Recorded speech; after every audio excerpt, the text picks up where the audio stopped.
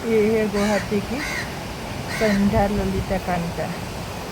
ये 3 अप्सरा थी और ऋषि वशिष्ठ का ये साधना स्थल गुवाहाटी मेघालय बॉर्डर में है। वशिष्ठ मंदिर बॉर्डर में है, मीन्स ये असम का अंदर है। इसके पीछे का पहाड़ी जो है वो बस हर जगह से मिलता है।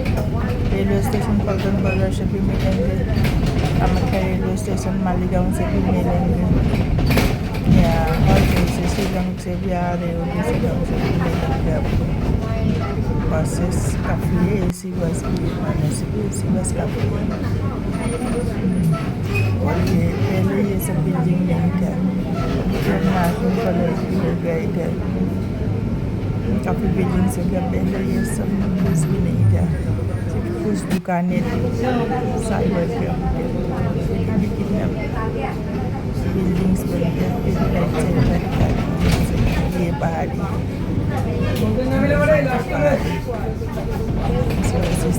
इसे मेंटेन करके रखा है, लेकिन वो मेंटेन करना चाहिए था। ये मंदिर बहुत ही साइलेंट वाला परिवेश है, बहुत ही सुंदर है और मेंटेन करना चाहिए था।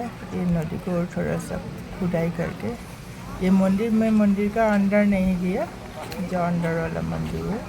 इधर मैं खाना खा के आया था, मैं सिर्फ इसका एक वीडियो करने के लिए। पीछे पीछे ये पहाड़ी है, ये पहाड़ी सब मेघालय का अंदर ही आता है, पहाड़ी के पीछे। और बाहर में भी एक छोटा सा मंदिर है। ऐसे साइलेंट परिवेश है, एनवायरनमेंट बहुत साइलेंट। अच्छा, ये संध्या ललिता कांता है, अभी बारिश का मौसम है इसलिए नहीं इसे इधर तक तो ठीक ही है पानी।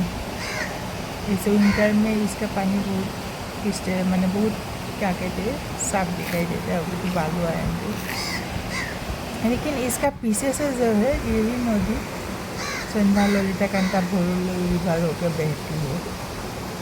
ये भी एक मंदिर है, गणेश बाबा वशिष्ठ भी है।